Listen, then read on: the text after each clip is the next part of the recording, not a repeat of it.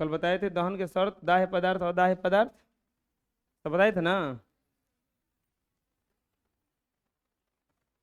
दहन के को शर्त होता है 3 गो, दहन के को शर्त होता है 3 गो। ज्वाला पढ़ाए थे कल कि जिन्हें गर्म किया जाए और वो सीधे ठोस से वाष्प बन जाए या द्रव से वाष्प बन जाए, वही ज्वाला उत्पन्न कर सकते हैं। बताइए कि दुनिया में जो भी वस्तु राख उत्पन्न करता है वो प्रकाश उत्पन्न नहीं कर सकता है। एलपीजी जलाने पर राख उत्पन्न नहीं होता है, मोमबत्ती जलाने पर राख उत्पन्न नहीं करता है, तो वो ज्वाला उत्पन्न करता है। क्या उत्पन्न करता है? ज्वाला। क्या उत्पन्न करता है वो? ज्वाला। क्या उत्पन्न करता है? ज्वाला।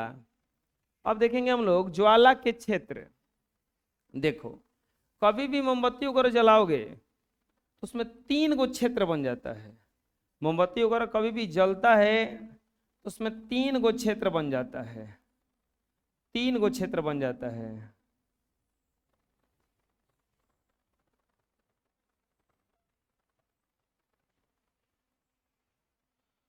मोमबत्ती कभी भी जलाओगे तो उसमें 3 गो क्षेत्र बन जाएगा। एक गो क्षेत्र बनेगा कुछ इस तरह से, एक गो क्षेत्र बनेगा कुछ इस तरह से, एक गो क्षेत्र बनेगा कुछ इस तरह से। मोमबत्ती अगर जलाओगे तो उसमें 3 गो क्षेत्र बनता है। एक गो क्षेत्र बनता है कुछ इस तरह से। इस क्षेत्र को कहा जाता है नीला क्षेत्र। नीला क्षेत्र क्या कहा जाता है? नीला क्षेत्र। इसको कहा जाता है पीला क्षेत्र। क्या कहा जाता है? पीला क्षेत्र। और इसको कहा जाता है काला क्षेत्र। कौन सा क्षेत्र कहलाता है? काला क्षेत्र। ज्वाला के 3 क्षेत्र होते हैं। ज्वाला के कितने क्षेत्र होते हैं? 3 क्षेत्र होते हैं। एक नीला, एक पीला और एक काला। एक नीला, एक पीला, एक काला। इस क्षेत्र का तापमान अगर देखोगे सबसे कम होता है, सबसे कम। इस क्षेत्र का जो तापमान होता है, गर्मी होता है, बहुत कम होता है।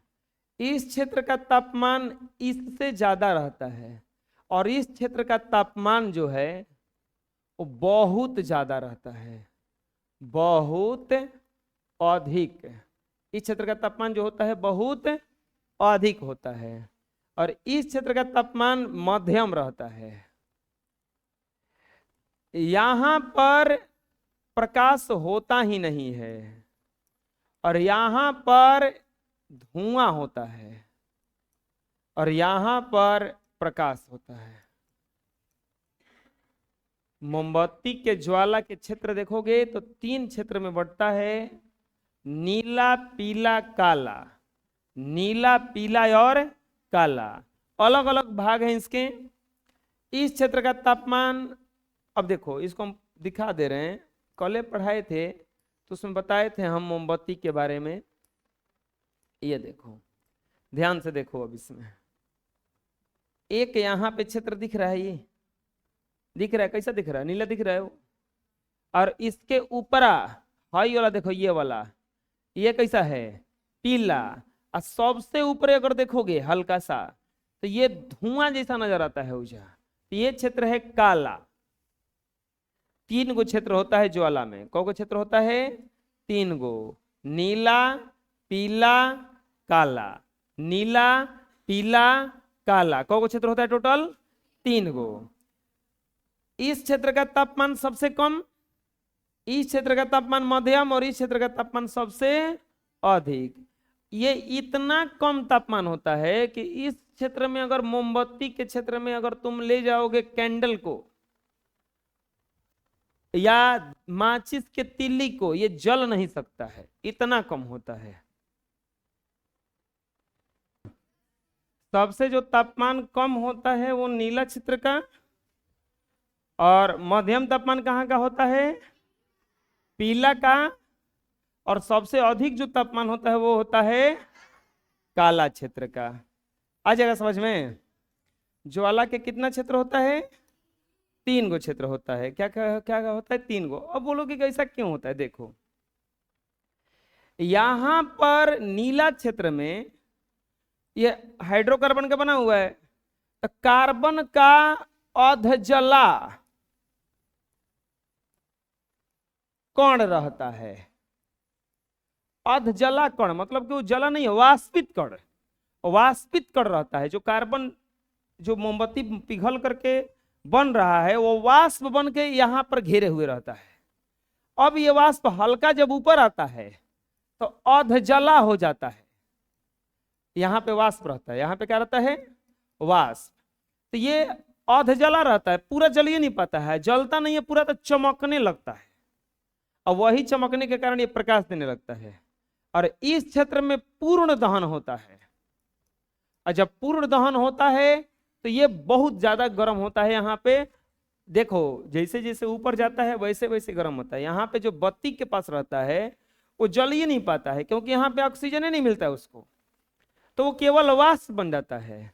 इससे थोड़ा सा ऊपर जाता है तो आधा जलता है, और इसके ऊपर जाता है तो क्या हो जाता है? पूरा उसका दहन होता है। और इसीलिए वो बहुत ज्यादा हीट देता है। मोमबत्ती के ज्वाला के कौ क्षेत्र हुआ? 3 गो। पूर्ण दहन का बाह्य क्षेत्र, ये उल्टा लिखा हुआ है, यहाँ पे काला दे रहा है, ये नीला होता है। क्या होता है? ये नीला। और ये क्या होता है? काला। सबसे गर्म भाग ये वाला, सबसे कम गर्म, सबसे कम गर्म ये मोमबत्ती हुआ। ये आंशिक दहन मतलब कम जला। और ये बिना जला मोमबत्ती का आंतरिक क्षेत्र, ये बिना जले हुए का क्षेत्र है। तो कौ को टोटल मंडल हुआ, कौ को क्षेत्र हुआ? 3 गो। समझ में आ जाएगा ना? बोलो। मोमबत्ती की ज्वाला, मोमबत्ती हाइड्रोकार्बन का एक मिश्रण है। यह मोम का बना होता है, जिसके बीच में एक धागा पिरोया रहता है। मोमबत्ती को जलाने पर मोम पिघलकर बत्ती में क्या होता है? ऊपर की ओर जाता है। मोम पिघलकर कहाँ जाता है? ऊपर की ओर जाता है और वाष्प में परिवर्तित हो जाता है। वाष्प वायु या ऑक्सीजन में जलकर ज्वाला उत्पन्न करता है, जिसे मोमबत्ती की ज्वाला कहते हैं। अगला आता है मोमबत्ती के ज्वाला के क्षेत्र। वही क्षेत्र है मोमबत्ती का नीला क्षेत्र। यह क्षेत्र नीला होता है। इसमें बिना जले हुए मोम के वाष्प रहते हैं। यह बत्ती को घेरे रहता है। इसमें दहन की क्रिया नहीं होती, क्योंकि ऑक्सीजन के संपर्क में नहीं आ पाता है। इसीलिए इस भाग को अदहन का क्षेत्र कहा जाता है। ज्वाला के इस क्षेत्र का तापमान सबसे कम रहता है, और इस क्षेत्र में दिया सलाई की तिल्ली ले जाने पर भी नहीं जलती है। इस क्षेत्र में अगर दिया सलाई की तिल्ली भी ले जाइएगा तो वो भी नहीं जलेगा। क्या नहीं होगा? वो नहीं जलेगा। इसके बाद आता है दीप्त क्षेत्र। दीप्त मतलब जलने वाला क्षेत्र, जिसको पीला क्षेत्र बताए थे हम। दीप्त क्षेत्र जो होता है अपूर्ण दहन का क्षेत्र है। अपूर्ण दहन मतलब पूरा जलता नहीं है, अधजला रहता है। इसी कारण से वो चमकने लगता है। क्या होने लगता है?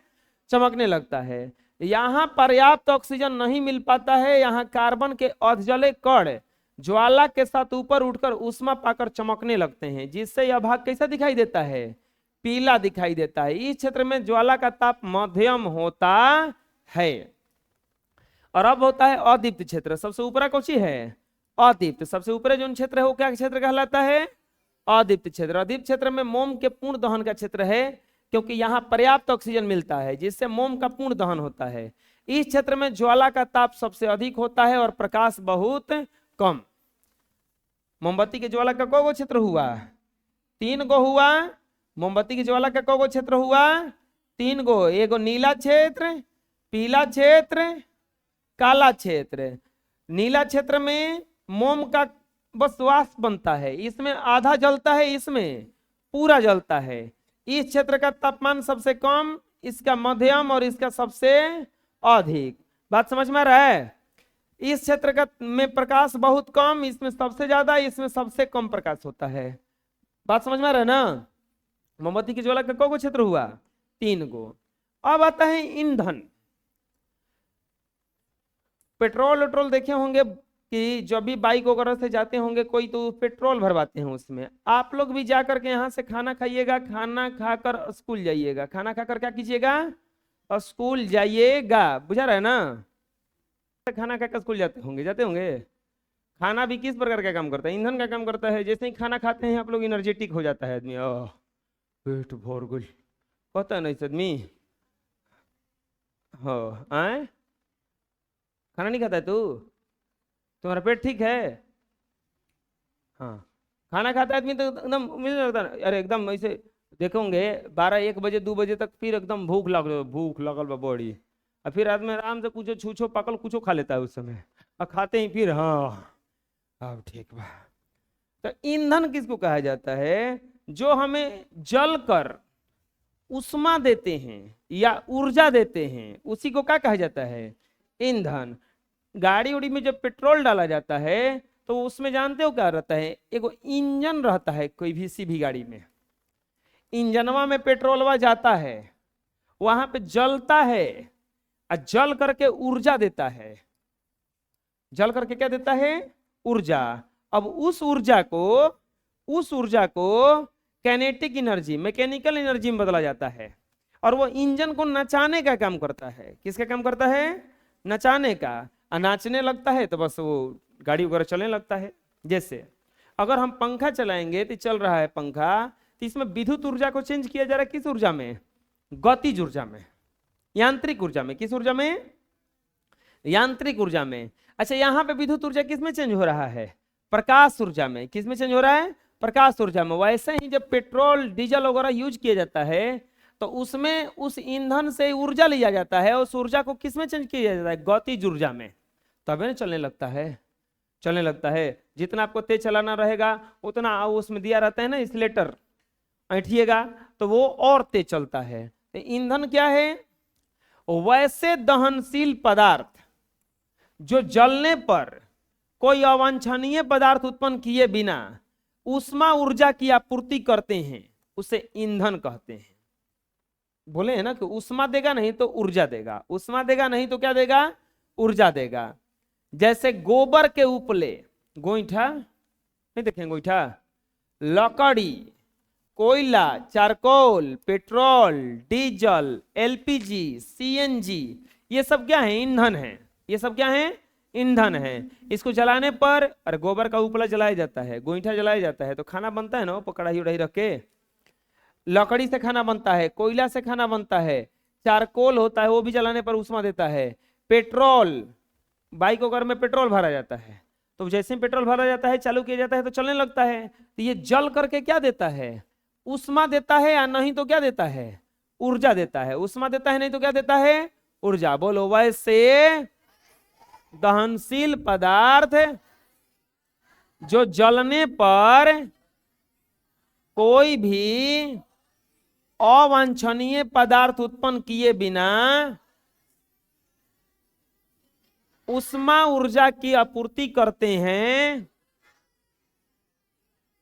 ईंधन कहलाते हैं। जैसे गोबर के उपले, लकड़ी, कोयला, चारकोल, पेट्रोल, डीजल, ये सब क्या है? ईंधन है। क्या है? ये सब ईंधन है। समझ में जाएगा? अब आता है ईंधन के जलने से हमें काफी मात्रा में ऊर्जा और प्रकाश मिलता है। ईंधन अगर जलेगा तो काफी मात्रा में क्या मिलेगा? ऊर्जा मिलेगा, नहीं तो क्या मिलेगा? प्रकाश मिलेगा। ऊर्जा मिलेगा, नहीं तो क्या मिलेगा? प्रकाश। आदर्श ईंधन या अच्छा ईंधन किसको कहा जाता है? बढ़िया ईंधन किसको कहा जाता है कि बड़ी बढ़िया ईंधन है? अब एक बात बताओ, गोईठा हटा करके ज्यादातर अब एलपीजी आ गया। ये डीजल गाड़ी और पेट्रोल गाड़ी जो टेम्पो वेम्पो है वो सब धीरे धीरे खत्म हो गया। सीएनजी आ गया, नहीं तो बैटरी वाला आ गया। आखिर जरूरत क्या था उसका बताओ?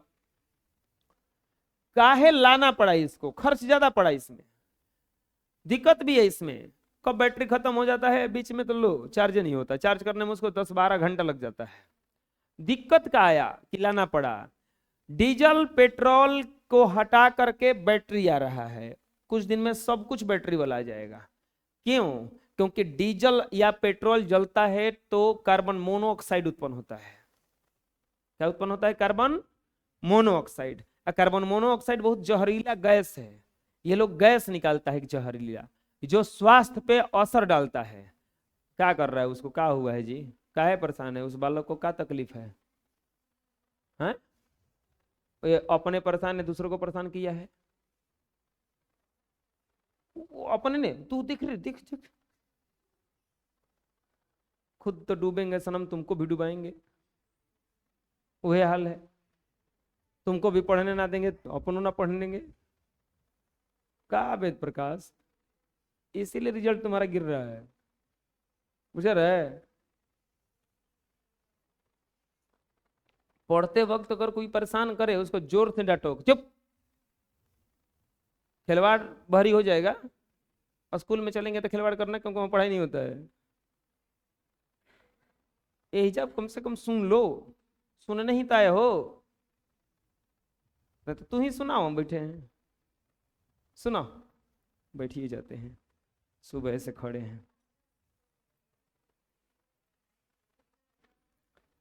हाँ, रक्षा मंत्री के तो पता नहीं अच्छा ईंधन किसको कहा जाता है, बोलो अच्छा ईंधन किसको कहा जाएगा? हम समझा रहे थे कि एलपीजी हटा करके, नहीं, गोईठा हटा करके क्या आ गया? एलपीजी। कोयला हटा करके क्या आ गया? एलपीजी। ट्रेन पहले कोयला से चलता था, अब डीजल से चलता है। डीजल से अभी हटा करके क्या डाल दिया है? अब इलेक्ट्रिक डाल दिया। आपको पता है इस इलेक्ट्रिक का पंखा चलाने पर प्रदूषण नहीं होता है, प्रदूषण नहीं होता है, यानी कि वैसा ईंधन जिसे जलाने पर कम से कम प्रदूषण हो और अधिक से अधिक ताप या ऊर्जा मिले, उसी को कहा जाता है अच्छा ईंधन। बात समझ में आया? प्रदूषण क्या हो? कम से कम हो, और तापमान या ऊर्जा कितना मिले? ज्यादा से ज्यादा, उसी को क्या कहा जाता है? अच्छा ईंधन। अच्छा ईंधन समझ में आ जाएगा? ऊर्जा क्या मिलेगा? सबसे ज्यादा, और प्रदूषण क्या मिलेगा? सबसे कम। दूसरा चीज, इसको कहीं ले जाने में, ले आने में दिक्कत ना हो। आप एलपीजी का सिलेंडर आता है घरे, 1 महीना मान लो चल गया, 1 महीना के लिए लाओ तो उसको लाने आने में दिक्कत नहीं है। वो इतनी कोई भी करता है, तो नहीं भारी होता है, 2 आदमी मिलकर टांग के लेके चलाता है। गोईठा तुम ले आओ, आधा तो करसी गिर जाएगा रस्ती में, घरे रखोगे तो मैं चूहा कूदेगा, काट कूट देगा, ऐसा होता है ना। तो प्रॉब्लम होता है उसको ले जाने ले आने में भी, रखने में भी दिक्कत होता है। ज्यादा दिन तक रखिएगा तो खराब हो जाएगा। लकड़ी को ज्यादा दिन रखिए, भींग जाएगा, सड़ जाएगा, घुन जाएगा। एकरों के कितना दिन रखिए, कुछ होगा एकरा में? तुम 2-3 साल रख दो, कुछ नहीं होगा उसमें। तो इसी सबको क्या कहा जाता है? अच्छा ईंधन। क्या कहा जाता है?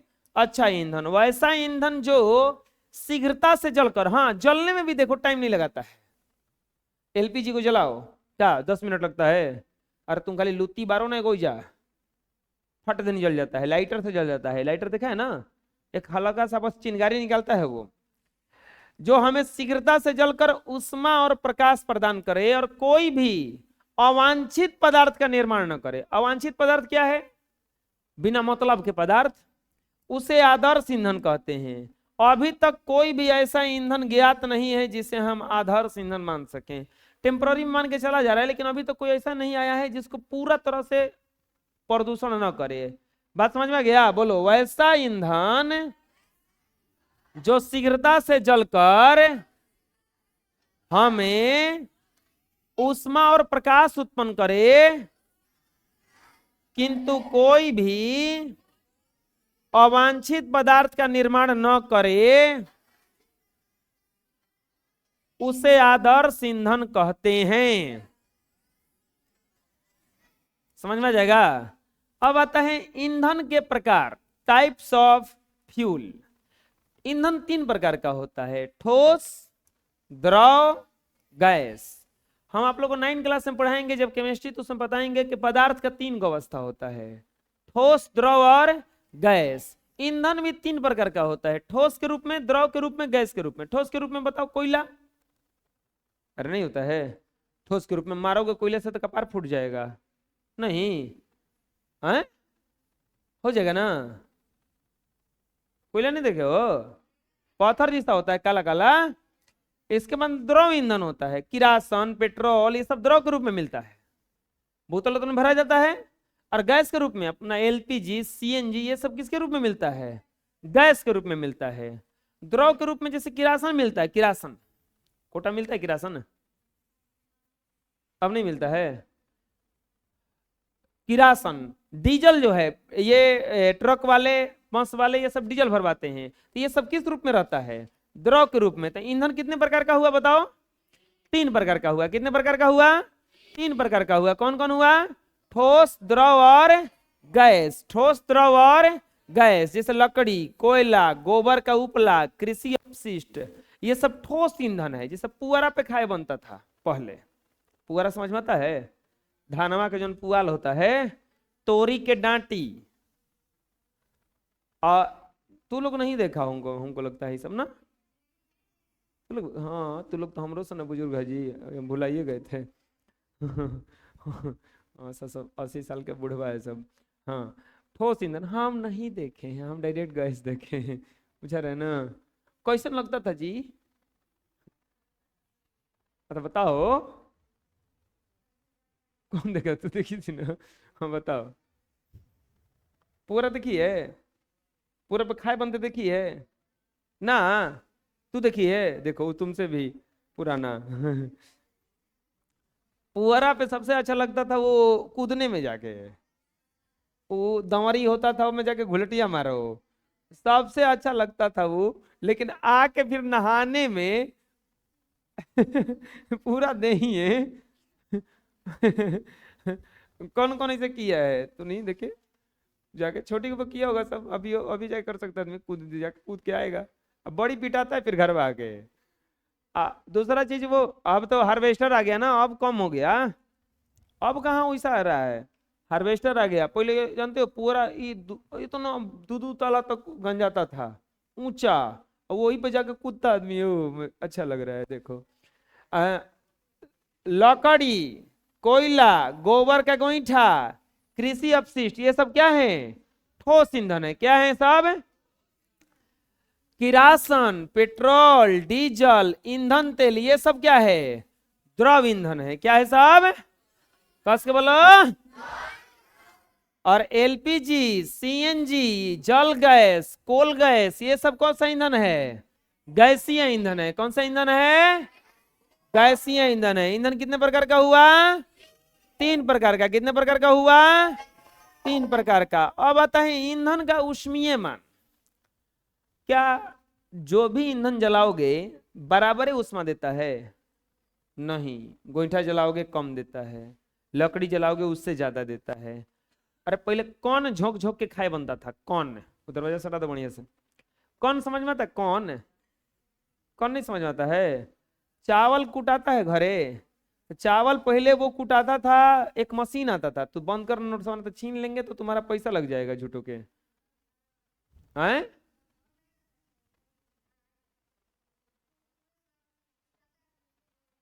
हाँ, वो भुरभुरा जैसा निकलता, खुलाई नहीं करें हम। एगो एगो आप कुटाता है ना, तो 2 भाग में बस धनवा का बांट देता है। पहले वो मशीन आता था कूटने वाला, उसमें वो डालना पड़ता था। जाओ जाओ जाओ। वो पहले मशीन आता था, वो उसमें 2 बार धान को डालना पड़ता था। 2 बार, एक बार डाला जाता था, फिर दोबारा डाला जाता था। 2 बार में उसमें कण निकलता था बहुत ज्यादा, वो महीन कण, उसको झोंक के खाए बनता था बड़ी ज्यादा, तो वो बड़ी बढ़िया लहकता था। तो वो सब जो होता है ना, तो ज्यादा उष्मा देता है। इसके बाद में कोयला हुआ, कोयला आया, कोयला के बाद में स्टोव आता था किरासन के तेल से, जैसे प्रेशर देके खाए बनता था। स्टोव देखा है? हैं? है क्या भी स्टोव? अब चलता है। और उसके बाद आया ये सिलेंडर। सिलेंडर आया, सब खत्म कर दिया। नहीं, सिलेंडर आया, सब खत्म कर दिया। तो हर चीज को जलाने पर बराबर उसमें नहीं मिलता है, अलग अलग उसमें मिलता है। तो अगर किसी चीज को जला रहे हैं, जो उष्मा मिलेगा उसी को कहा जाता है उसका ऊष्मीय मान। क्या कहा जाता है? ऊष्मीय मान। ऊष्मा की वह मात्रा जो ईंधन के 1 kg के वायु या ऑक्सीजन में उपस्थिति में पूर्ण दहन के फलस्वरूप उत्पन्न होता है उसे ईंधन के ऊष्मीय मान कहते हैं। 1 kg ईंधन को जलाइए, जितना ऊष्मा मिलेगा, जितना आपको मिलेगा ऊर्जा, उसी को कहा जाता है ईंधन का ऊष्मीय मान। क्या कहा जाता है? ईंधन का ऊष्मीय मान। किसी ईंधन की दक्षता उसके ऊष्मीय मान में व्यक्त की जाती है। जैसे कि बहुत सारा ईंधन का ऊष्मीय मान, जैसे गोबर का उपला, इसका ऊष्मीय मान देखो कितना है, 6000 से 8000। गोबर का उपला, इसका ऊष्मीय मान कितना है? 6000 से 8000। लकड़ी का ऊष्मीय मान कितना होता है? देखो, हम बोले थे ना गोईठा से ज्यादा तेज। जाओ जाओ जाओ जाओ।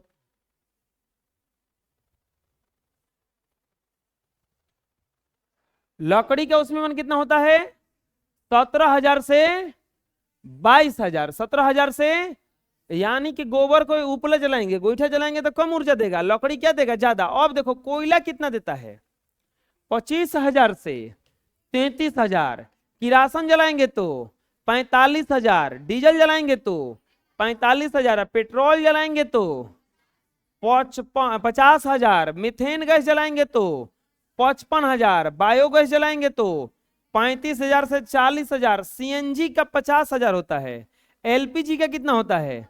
55000। नया ईंधन आ रहा है हाइड्रोजन, इसको जलाएंगे तो 1.5 लाख ऊर्जा देगा वो। ये अभी आया नहीं है मार्केट में, आएगा कुछ दिन में ये भी।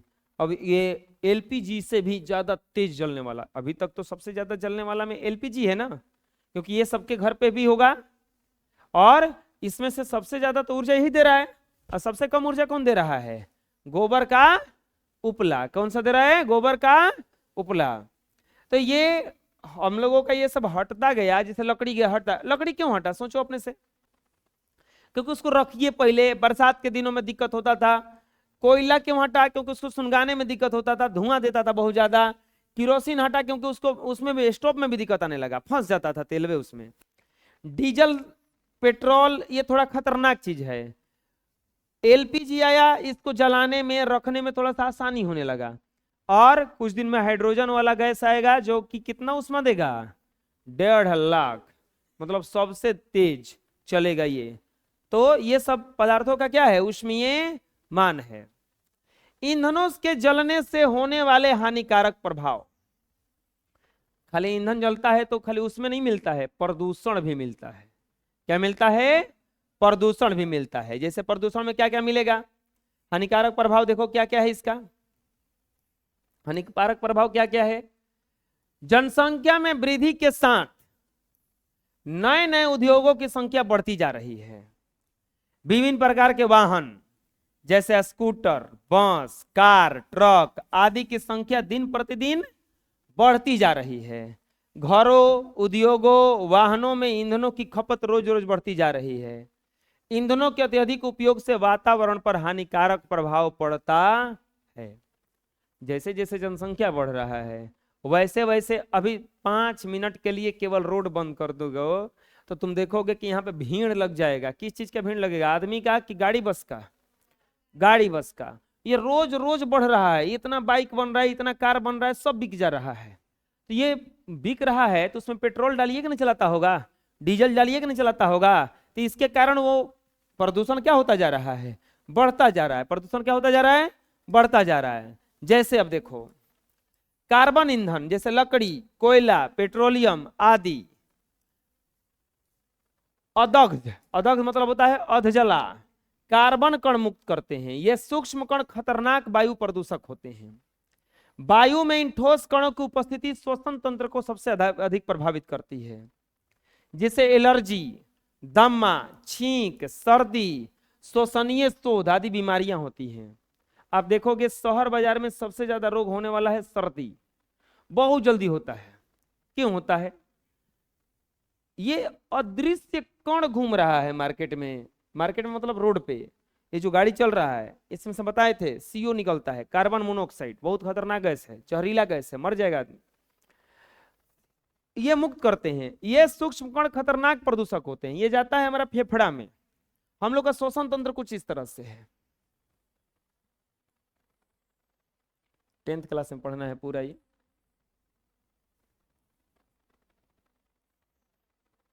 ये नाक है, यहां से जाता है हवा नासिका बेसम में, फिर ये ऐसे जाता है ये, फिर यहाँ पे एपिग्लोटिक्स को पार करता है, फिर यहां से ये कंठ होता है, अब फिर ये जाता है कुछ इस तरह से,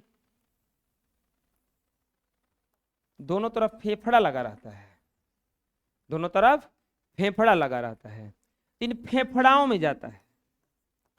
कब घर और में धुआं हुआ होगा तो उसमें आप कभी कभी रहे होंगे तो गजब सा रखता है, छींक आने लगता है, लगता है कि कुछ भर गया अंदर बा। तो ये होता क्या है, ये फेफड़ा में जा करके ये सब गैसवा भर जाता है। अब एक बात बताओ, तुम एक चमकीला है, चमकीला में तुम पानी भरोगे तो रह जाएगा, लेकिन तुम आग भरोगे तो क्या हो जाएगा, यहीं से फट के क्या हो जाएगा, वो गिर जाएगा। वैसे ही ये कुपिकाएं होती हैं इसमें, उसमें जब ये सब कण जाता है तो इतना नहीं इसको खराब करता है, सिगरेट पीने वालों का फेफड़ा सड़ जाता है। क्यों? सिगरेट पीता है वो लोग, उसमें तंबाकू होता है, निकोटीन होता है, वो जाता है फेफड़ा में, उन लोग को मजा ही तब आता है जब वो निकोटीन अंदर जाएगा। सिगरेट पीने वाला क्या करता है, वो उसमें से धुआं निकलता है, धुआं में खींचता है और उसको बड़ा अच्छा लगता है, हा अब ठीक लागल बा, तो वो लागल बा, वो जाके फेफड़वा में जाएगा, फेफड़वा में जाएगा, फेफड़वे को सड़ा देगा, फेफड़वा सड़ा देगा, जैसे वो लोग का फेफड़वा जैसे एकदम मतलब अंदर अंदर अंदर अंदर पूरा खंडार देता है, पूरा साफा। जैसे कि एक जगह माटी गिरेगा ना, पानी एक जगह गिरता है तो देखे होंगे मिट्टी खंडर जाता है उस जगह, वो सही फेफड़वा जाके लोग का सड़ जाता है, और सड़ते सड़ते एकदम आराम से वो कुछ दिन में ऊपर जाने का तैयारी कर लेते हैं। फिर उनको ले जाकर आदमी या तो दफना देता है, नहीं तो जला देता है, काम खत्म हो जाता है उन लोग का। तो ये जा करके श्वसन में बहुत ज्यादा बीमारी पैदा करता है। तो वैसे ही अगर ये सब ईंधन जलता है तो ये कार्बन का कण मुक्त करता है, ये जा करके एलर्जी, एलर्जी मतलब किसी चीज से आपको दिक्कत होने लगेगा, दम्मा का बीमारी, छींक आना, सर्दी आना, सांस लेने में दिक्कत होने लगना, ये सब बीमारी होने लगता है। दूसरा चीज आता है कार्बन के अपूर्ण दहन के फलस्वरूप धुआं के साथ साथ कार्बन मोनोऑक्साइड, इसी का नाम ले रहे थे, CO गैस भी बनता है। धुआं श्वसन क्रिया द्वारा फेफड़ों में जाकर हमारे स्वास्थ्य पर काफी बुरा प्रभाव डालता है। धुएं में विद्यमान कार्बन मोनोऑक्साइड एक विषैली गैस है जो जीव जंतुओं के लिए हानिकारक है। बंद कमरे में कोयले की अंगीठी जलाना काफी हानिकारक होता है, इससे उत्पन्न कार्बन मोनोऑक्साइड से आदमी की जान भी जा सकती है। गुड नाइट वगैरह जलाता है आदमी, कभी भी बंद कमरे में जला दोगे उसको ज्यादा देर तक, दिक्कत करेगा, तुमको पता नहीं चल रहा है, दिक्कत करेगा। वो आता है ना कछुआ छाप, क्वाइल, वो सब। ऐसे ही अगर तुम कोई कमरा बंद रहेगा, कभी भी कोयला पे अगर खाना बन रहा होगा तो कमरा बंद करके नहीं करना चाहिए, क्योंकि कोयला खुद कार्बन है, जितना जलेगा उतने गैस निकलेगा, गैस निकल करके कार्बन मोनोऑक्साइड पूरा गैस रूम में भर जाएगा, रूम में भर जाएगा, लेना है ऑक्सीजन लेकर चिलेंगे कार्बन मोनोऑक्साइड, तो आदमी क्या होगा, वहां पे मर जाएगा। इससे आदमी की क्या हो सकती है, जान भी जा सकती है। ये ईंधन के जलने का हानिकारक प्रभाव है। अगला आता है अधिकांश ईंधन दहन के फलस्वरूप वायुमंडल में कार्बन डाइऑक्साइड गैस मुक्त करती है। वायु में कार्बन डाइऑक्साइड गैस की सांद्रता 3% हो जाने पर वह सांस लेने लायक नहीं रहती है। हम लोगों के वायु में कार्बन डाइऑक्साइड की मात्रा 0.03% है। अगर खाली ऑक्सीजन कितना है 21%, नाइट्रोजन कितना है 78%, ये ऑक्सीजन की मात्रा है, बाकी सब गैस है। ऑक्सीजन 21% है। अगर कार्बन डाइऑक्साइड गैस वायु में 3% हो गया तब आदमी मर जाएगा, सांसें नहीं ले पाएगा। सोचो 21% ऑक्सीजन है लेकिन खाली 3% कार्बन डाइऑक्साइड हो गया तो आदमी खत्म, वहां पे सांस लेने लायक नहीं रह जाता है। ऐसी वायु में सांस लेने से मृत्यु हो सकती है। वायु में CO2 की सांद्रता बढ़ने से विश्व तापन की संभावना बढ़ जाती है। पहले के तुलना में आजकल देखोगे टेम्परेचर ज्यादा हो गया, पहले बेना से काम चल जाता था, अब पंखा कूलर AC से भी काम नहीं चलता है, वो भी गर्मी लगने लगता है। टेम्परेचर पहले के तुलना में क्या हो गया है, ज्यादा हो गया है। तापमान बढ़ गया है, इसी को कहा जाता है विश्व तापन। पृथ्वी के वायुमंडल का ताप बढ़ना ही विश्व तापन कहलाता है। इससे ध्रुवीय ग्लेशियर पिघलने लगते हैं, जिसके कारण समुद्र के जल स्तर में वृद्धि हो जाती है। इसके कारण समुद्र में तटीय इलाकों में बाढ़ की स्थिति उत्पन्न होती है। ध्रुवीय ग्लेशियर, पृथ्वी का एक परत जो है बर्फ से ढका हुआ है। अब बात सोचो, तापमान बढ़ा तो बर्फ क्या हो गया, वो पिघलेगा। अब पिघलेगा तो पानी कहाँ जाएगा, सब नदी में और समुद्र में। गर्मी के दिनों में, बरसात के दिनों में को गड़बड़ देखा होगा तू लोग कि बारिश होता है, अब बाढ़ के बाढ़ आ जाता है। अब सुने होंगे जवैनिया गांव खत्म हो गया, वो ऐसे ही कितना बाढ़ आ जाता है। दो कारण होता है, एक तो नदी के बारिश वर्षा, ऊपर से गर्मी है, और गर्मी के कारण बर्फ वो पिघल गया, जो पहाड़ वहाड़ पे बर्फ है वो पिघल गया, और वो ना पानी ठेल दिया इधर से कि लो मरो। तो ये विश्व तापन की समस्या के कारण हो रहा है। सोचो, ईंधन के जलने पर इतना दिक्कत है। पहला तो सांस लेने में दिक्कत, दूसरा प्रदूषण, तीसरा ये बाढ़ का स्थिति। ऐसा लगता है कि देख कि खाना खाना ही छोड़ दिया जाए, ईंधन जलबे नहीं करेगा। नहीं जी, आदमी जहाँ है वही क्या रहेगा, पड़ल रहेगा। इतना उदास मत हो जाओ, ठीक है, कुछ नहीं होने वाला है, टेंशन मत लो। अरे दवाई है ना, दवाई खा खा कर आदमी जिएंगे। आपको पता है फ्रिज और एसी से कितना हानि है? बहुत ज्यादा हानि है। क्या हानि है? हम लोग का ओजोन परत में छेद होता जा रहा है। इसका कारण क्या है? फ्रिज और एसी है। बुझा रहे? तो बोलोगे कि क्या फ्रिज और एसी बंद हो जाएगा? नहीं बंद होगा। सिगरेट पीने वाला जानता है कि इससे मरेंगे, मानता है, पीता है कि नहीं पीता है? शराब पीने वाला जानता है कि इससे क्या होंगे, हम मरेंगे, मानता है वो? अरे मानता है? नहीं मानता है वो, पीता है, फिर भी पीता है वो। तो वो ऐसा कुछ होने वाला नहीं है। हाँ, सरकार इस पर रेस्ट्रिक्शन लगाएगा। अच्छा एक बात बताओ, अब बोलोगे कि तब तो सर हम लोग नहीं खरीदेंगे ना। नहीं खरीदो, काहे खरीदो, हम बता रहे हैं। अपने से तो ना बनाए हैं हम लोग, कोई बना के बेचा है ना, तो कंपनी पे जाकर रोक लगा दे, ना मिलेगा ना खरीदेगा आदमी। बुझा रहा क्या करें हमें? तो कंपनी पर रोक लगा दे कि तू देख भैया इतना मत बनाओ। अब तो खैर एसी में आने लगा कि एसी में आप 24 डिग्री से कम टेम्परेचर कर ही नहीं पाएंगे। पहले 16, अभी 16 पर हो जाता है, कुछ दिन में आ जाएगा कि 24 से कम नहीं जा सकते हैं। अब कोयला एवं डीजल के जलने से सल्फर डाइऑक्साइड गैस मुक्त होती है, यह दम घोटने वाली गैस है। वायु में विद्यमान सल्फर एवं नाइट्रोजन के ऑक्साइड जल में घुल करके सल्फ्यूरस अम्ल, सल्फ्यूरिक अम्ल और नाइट्रिक अम्ल बनाते हैं। देखो, अगर सल्फर डाइऑक्साइड रहेगा और पानी के साथ मिलेगा तो सल्फ्यूरस अम्ल बनाएगा। सल्फर ट्राइऑक्साइड रहेगा, पानी के साथ मिलेगा, सल्फ्यूरिक अम्ल बनाएगा। नाइट्रोजन ऑक्साइड पानी के साथ मिलेगा, नाइट्रिक अम्ल बनाएगा। ये तीनों अम्ल है।